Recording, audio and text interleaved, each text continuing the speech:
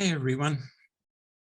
Okay, so today I thought I would talk about something that's fundamental to not only your life, but to your spiritual growth as well. And that's your happiness. Now, happiness seems to be for most people an abstract thing.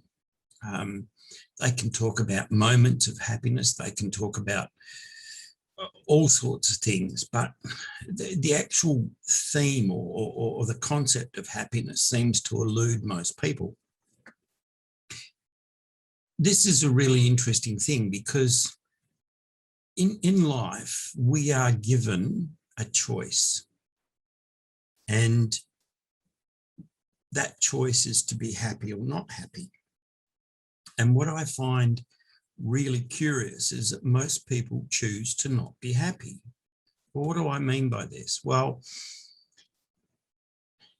think about your life right now, and think about, say, the job you're doing, or the people that you're around, or situations in your life. How would you rate those on a scale of happiness, 1 to 10, 1 being desperately unhappy, 10 being blissfully happy? But the other thing is that it's not just those things. Society teaches us that for some reason we don't deserve happiness. Now, I want you to think about all the things from birth till this point now in your life that made you happy. Was it riding that little red tricycle when you were a child? Was it splashing in puddles? Was it swinging on a rope swing and dropping into a river? Was it meeting new people? Was it playing with clay? Was it kicking a ball, running with the dog, swimming at the beach, walking, hiking, traveling, discovering new things? What was it? What were those things that made you happy? And when you look at those things, and I would encourage you to journalize this. I would encourage you to write those things down, and then look at how long it is since you did those things. Now, I'll give an example of someone that I know of. I'm not going to name any names, but this is a really nice gentleman who was married and a couple of kids. And he had a passion for music, and he was actually quite an accomplished guitarist and not a bad singer either. And I spoke to him about that and said to him, well, how long is it since you've done that? And what are you teaching your children by not doing something that's so fundamental to who you are? And I obviously hit a chord with him because since that time, he has been in a couple of bands and is, regularly doing gigs and playing his guitar. Now, when I bump into him, he is very obviously much happier in himself. And the beauty about that is that happiness rubs off on his children. So, there's a win-win situation there because he feels better and so do they. Okay, so what does that mean for you? What does that mean for your life? What am I trying to say here? What I'm saying is, look at everything in your life. Look at everything that you're currently doing, seeing, being, thinking, essentially everything about what you do. And let me give an example. So let's imagine that your job is something that you don't like. Now, your job is something that involves the majority of your waking hours per week. So imagine what that's doing to you inside. Now, you might say to me, yeah, but I've got to work. I've got to pay bills. I've got responsibilities. I've got all of these things that happen. And I say, absolutely, of course you do. But there's nothing to stop you from exploring other avenues. And that other avenue might be, is there something else you can do at work that fits better with who you are?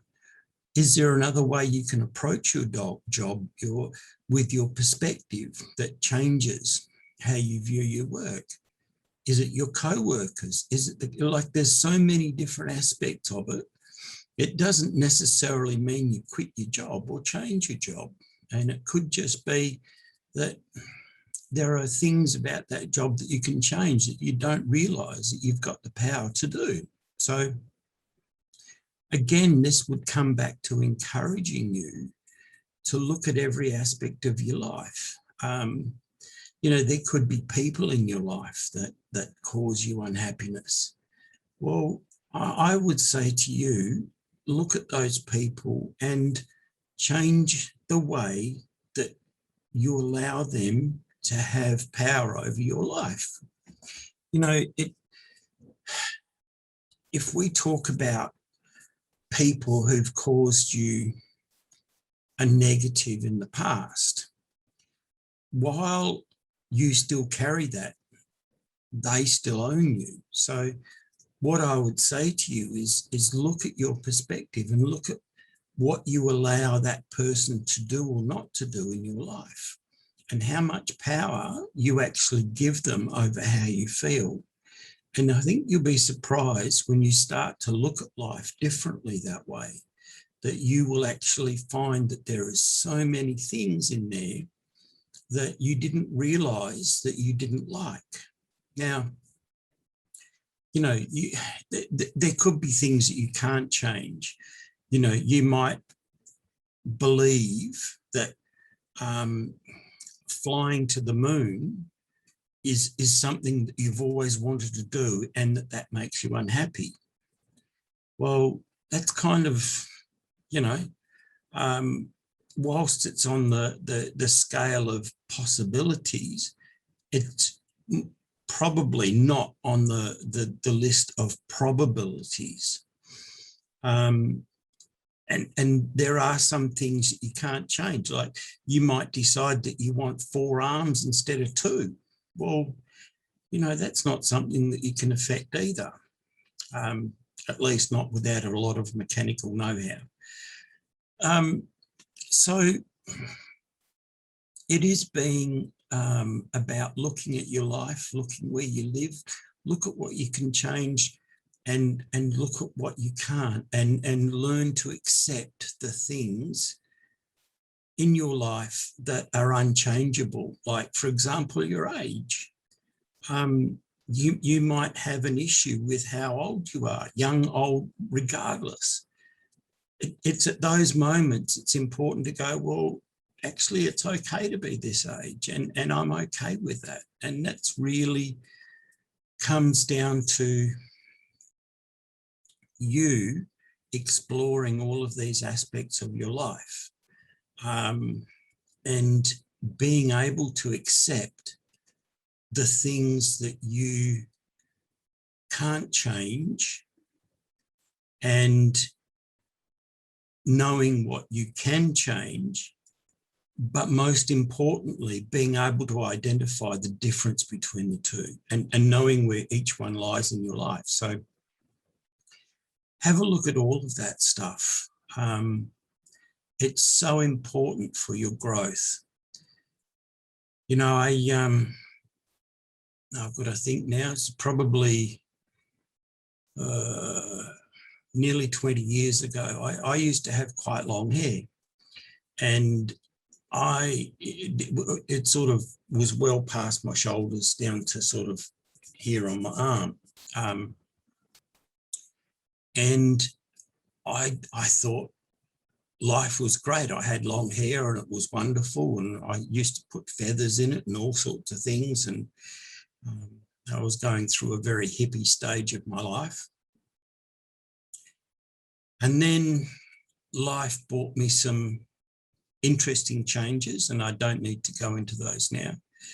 And I suddenly thought, why have I held on to this for so long?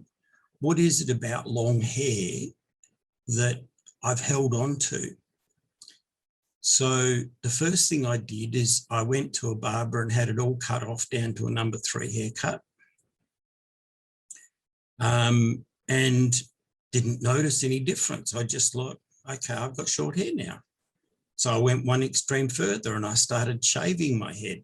And I did that probably somewhere about 3 or 4 months. Did it over winter, which was a bit silly, but anyway. The only thing I got from that was I didn't suit having a bald head.